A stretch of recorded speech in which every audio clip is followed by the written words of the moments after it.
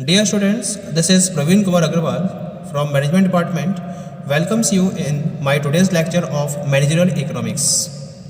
जैसा कि previous lecture में हमने एक टॉपिक स्टार्ट किया था that was profit planning and control, जिसमें मैंने आपसे प्रॉफिट प्लानिंग के कॉन्सेप्ट को डिस्कस किया था और इसमें मैंने आपको बताया था कि profit planning implies operating decisions in the areas of product planning, volume of production and pricing.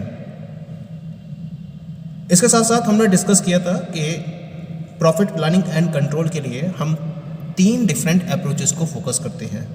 जिसमें पहली अप्रोच मैंने डिस्कस की थी आपसे प्रॉफिट बजट, दूसरी अप्रोच डिस्कस की थी that was the profit forecasting, और तीसरी अप्रोच मैं आपसे डिस्कस कर रहा था about the break even analysis. Break even analysis के कॉन्सेप्ट को हमने प्रॉपर्ली डिस्कस किया था और उसके रिगार्डिंग जो डिफरेंट फॉर्मूलाज थे वो भी हमने डिस्कस किए थे। अब ब्रेक इवन एनालिसिस को हम किस तरीके से ग्राफिकल वे में रिप्रेजेंट कर सकते हैं, आज के लेक्चर पर हम उस पर्टिकुलर पॉइंट पर प्रॉपर डिस्कशन करेंगे। तो here in this diagram I have represented a graph which is explaining the break even analysis concept. इसके लिए मैंने एक्स एक्सिस पर वॉल्यूम ऑफ सेल्स को रिप्रेजेंट किया है और बाई एक्सिस पर मैंने कॉस्ट और रेवेन्यू को रिप्रेजेंट किया है। Okay, this is the total revenue curve of the firm, जिसे मैंने टीआर से रिप्रेजेंट किया है। इनिशियली इट वाज एट 0 और जैसे जैसे वॉल्यूम ऑफ सेल्स इंक्रीज हो रहा है उसके अकॉर्डिंग टोटल रेवेन्यू भी लगातार इंक्रीज हो रहा है कांस्टेंट रेट से। ये मैंने यहाँ पर एज्यूम किया है ब्रेक इवन एनालिसिस को प्रॉपर्ली डिफाइन करने के लिए। Okay, now come to the total cost. So this is the total cost curve. यहाँ से लेकर यहाँ तक ये इसका फिक्स्ड कॉस्ट है और जैसे जैसे वॉल्यूम ऑफ सेल्स इंक्रीज हो रहा है यहाँ से इसकी वेरिएबल कॉस्ट भी इंक्रीज होनी स्टार्ट होती है। तो ये fixed cost plus variable cost का जो कंप्लीट ग्राफ है it is represented by the total cost curve. ठीक है, जैसे मैंने टीसी से रिप्रेजेंट किया है। Now as we know that the condition of break even point is that TR and TC both must be equal to each other. So this is the point where TR and TC curve are intersecting each other. इस point पर TR और TC curve एक दूसरे को intersect कर रहे हैं, तो इस पॉइंट को हम नाम देते हैं ब्रेक इवन पॉइंट का। This particular point E is known as BEP, या हम इसे ब्रेक इवन पॉइंट के नाम से भी जानते हैं। क्या कंडीशन है इस पॉइंट से पहले? इस पॉइंट से पहले आप देख रहे हैं before this point the TC, this is TR, TC is more than TR। तो ये क्या शो कर रहा है? It is representing the loss area of the firm, यानी कि ब्रेक इवन पॉइंट से पहले फर्म लूजिंग सिचुएशन में रहती है, इट इज इनकरिंग लॉस। लेकिन जब हम ई पॉइंट के बाद की बात करते हैं तो उस केस में जो TR है वो TC से एक्सीड हो जाता है, और जब TR TC से एक्सीड हो जाता है तो फर्म का प्रॉफिट लगातार इंक्रीज होता चला जाता है। तो इसका मतलब जो कंप्लीट एरिया है पॉइंट E के बाद का वो प्रॉफिट जोन को रिप्रेजेंट करता है, और E पॉइंट जो है वो जीरो प्रॉफिट को रिप्रेजेंट करता है, जीरो प्रॉफिट या फिर जीरो लॉस। ये लॉस और ये पॉजिटिव और ये प्रॉफिट होना स्टार्ट हो जाता है आफ्टर द पॉइंट E। इसी के रिगार्डिंग मैंने यहाँ पर एक प्रॉफिट लाइन को ड्रॉ करा है जो फर्म के प्रॉफिट को रिप्रेजेंट करती है, प्योर प्रॉफिट को रिप्रेजेंट करती है। ये QB पॉइंट पर इंटरसेक्ट करती है। QB क्या है? OQB is the equilibrium level of output या break even volume of output. ये break even volume of output को रिप्रेजेंट कर रहा है, यानी कि इतना आउटपुट प्रोड्यूस करने के बाद जो फर्म है उसका टोटल रेवेन्यू उसके टोटल कॉस्ट के इक्वल हो जाएगा। ये मतलब है इस OQB का। अब हम इस QB पॉइंट से पास होते हुए एक प्रॉफिट लाइन को डिस्कस करते हैं। This profit line is passing through the point QB, यानी कि इस पॉइंट QB पर जहां ये एक्स एक्सिस पर कट कर रही है जो फर्म का प्रॉफिट है वो क्या होगा? 0 होगा। और इसके बाद मैंने क्या शो करा है? इसके बाद मैंने प्रॉफिट जोन को शो करा है। जैसे ये प्रॉफिट जोन है सेम वे में यही प्रॉफिट जोन होगा, और यहाँ जो एक्स एक्सिस से नीचे ये लिमिट मैंने शो कर रखी है ये एरिया लॉस एरिया को रिप्रेजेंट करेगा। तो प्रॉफिट लाइन के बेसिस पर भी हम लॉस जोन और प्रॉफिट जोन को प्रॉपर्ली रिप्रेजेंट कर सकते हैं। क्लियर हो रही है एनालिसिस? मैं एक बार रिपीट कर देता हूँ। ई हो गया आपका ब्रेक इवन पॉइंट जहाँ पर टी और टी सी दोनों इक्वल हैं। इस ई पॉइंट पर प्रॉफिट जीरो होता है। इसके लेफ्ट में अगर हम मूव करेंगे, जैसा कि मैंने यहाँ पे डिफाइन भी कर रखा है इन द थ्योरी कि ई है हमारा एक ब्रेक इवन पॉइंट जहाँ पर टी आर टी सी के इक्वल है, और जो ओ क्यू बी है वो break even volume of output को डिपेंड कर रहा है, और जो ई क्यू बी है वो हमारी ब्रेक इवन सेल्स और break even value of output को डिपेंड कर रहा है। और अगर हम ई पॉइंट के लेफ्ट में जाते हैं तो वहाँ टी सी टी आर से ज़्यादा है, इसका मतलब ये लॉस जोन हो गया, यानी कि इस पर्टिकुलर वे में ऑर्गेनाइजेशन या फर्म लॉस को बियर कर रही थी। और जब हम ई पॉइंट के राइट की तरफ मूव करते हैं तो जैसे मूव करते चले जाते हैं टी आर टी सी से एक्सीड करता चला जाता है, तो ये प्रॉफिट एरिया को रिप्रेजेंट करती है और ये इंडिकेट करती है कि प्रॉफिट अर्न करना स्टार्ट कर देती है organisation after the point E. Profit line की जब बात करें तो ये एक्स एक्सिस को क्यूबी पॉइंट पर इंटरसेक्ट करती है, और इस क्यूबी पॉइंट पर प्रॉफिट क्या रहता है? जीरो रहता है। इसी वजह से इस क्यूबी पॉइंट को या ओ क्यूबी को हम क्या नाम देते हैं? Break even volume of output, जहां फर्म का रेवेन्यू और कॉस्ट दोनों इक्वल होते हैं, यानी कि फर्म जीरो प्रॉफिट सिचुएशन में होती है। ठीक है, ये तो बात हो गई सिंगल फर्म की। अब हम बात करते हैं about the multi product firm. तो मल्टी प्रोडक्ट फर्म के केस में the break even point is determined by dividing fixed cost by an average ratio of contribution to sales, यानी कि हम पहले तो हर कंपनी के कंट्रीब्यूशन टू सेल्स को काउंट करते हैं और उसके बेसिस पर उनका average ratio of contribution to sales को कैलकुलेट कर देते हैं।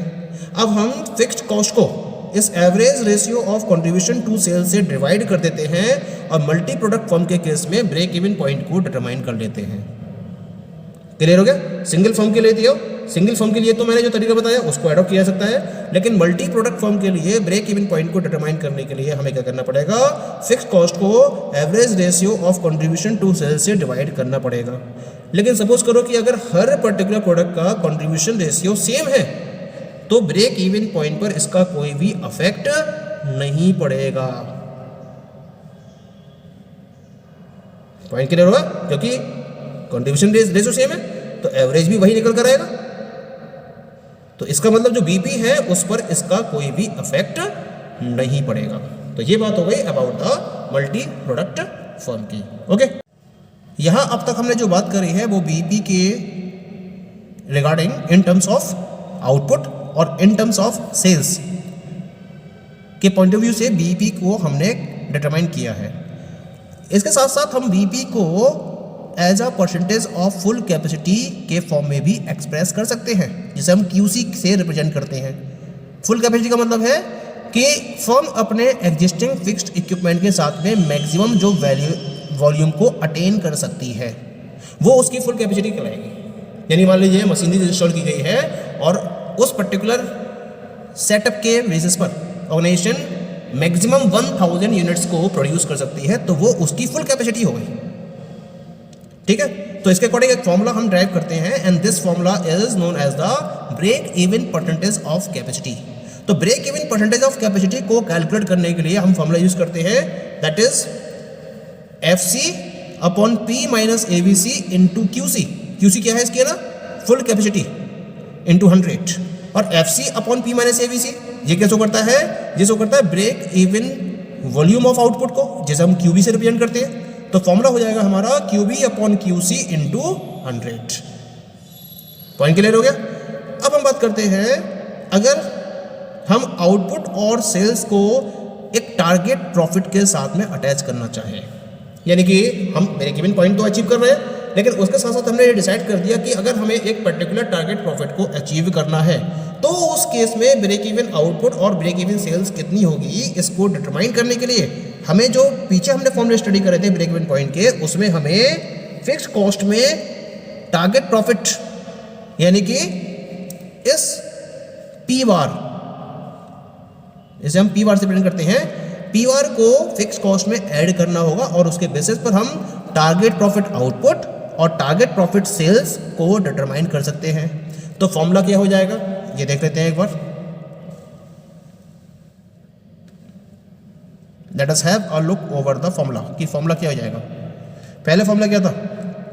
पहले फॉर्मूला था आपका अगर मुझे break even volume of output को डिटरमाइन करना था, फॉर्मूला था FC upon P minus ABC, that was the formula. अब क्या करना पड़ेगा, अगर मुझे टारगेट प्रॉफिट आउटपुट QB को डिटरमाइन करना है तो मुझे फिक्स कॉस्ट में उस टारगेट प्रॉफिट को ऐड करना पड़ेगा, बस इतना सा काम करना है। तो फॉर्मूला क्या बन जाएगा, FC प्लस P बार जो टारगेट प्रॉफिट को रिप्रेजेंट कर रहा है upon P minus ABC। Point clear हो गया, FC plus P bar upon P minus ABC, this will be the formula for target profit output QB। अब हमें निकालनी है टारगेट प्रॉफिट सेल्स, तो उसका फॉर्मूला क्या था, उसका फॉर्मूला था FC upon 1 minus ABC upon P, ये तो फॉर्मूला था। और हमें करना क्या है, फिक्स्ड कॉस्ट में टारगेट प्रॉफिट को ऐड कर देना है केवल और केवल। तो फॉर्मूला हो जाएगा हमारा FC प्लस P बार जो टारगेट प्रॉफिट को रिप्रेजेंट कर रहा है P bar upon 1 minus ABC upon P। तो ये फॉर्मूला किसके लिए जाएगा, this will be for the target profit sales, ठीक है। और इसी तरीके से अगर आपको target profit percentage of capacity को कैलकुलेट करना हो तो पहले फॉर्मूला क्या था हमारे पास, FC upon P minus ABC into QC और इंटू 100, ये जो फॉर्मूला था आपके पास है ना। इस FC में P बार को ऐड कर दीजिए, तो फॉर्मूला क्या जाएगा, FC plus P bar divided by P minus ABC into QC into 100। Point clear हो गया, FC plus P bar divided by P minus ABC into QC into 100, जहां QC क्या है, QC मैक्सिमम कैपेसिटी को represent करता है। ये बात तो हमें यहां क्लियर हो गई।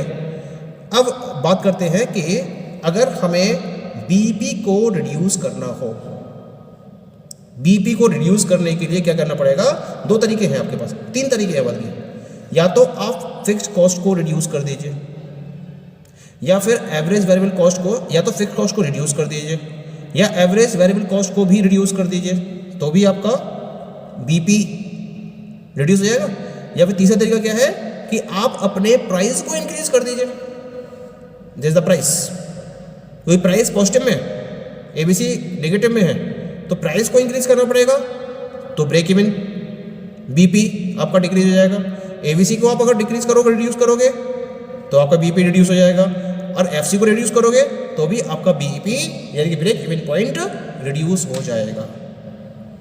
ओके, इस तरीके से ब्रेक इवन एनालिसिस, जिसे हम प्रॉफिट कंट्रीब्यूशन एनालिसिस या कॉस्ट वॉल्यूम प्रॉफिट एनालिसिस का नाम देते हैं, बहुत ज़्यादा यूजफुल कॉन्सेप्ट है बिजनेस फर्म्स के लिए, और स्पेशली उन पर्टिकुलर फर्म्स के लिए जिनके पास अपने कॉस्ट और रेवेन्यू के रिगार्डिंग लिमिटेड इंफॉर्मेशन अवेलेबल होती है। तो वो क्या करते हैं, इस लिमिटेड इंफॉर्मेशन के बेसिस पर अपने ब्रेक इवन को डिटरमाइन कर लेते हैं, और उसके साथ साथ अपने टारगेट प्रॉफिट प्राइस आउटपुट को भी डिटरमाइन कर लेते हैं।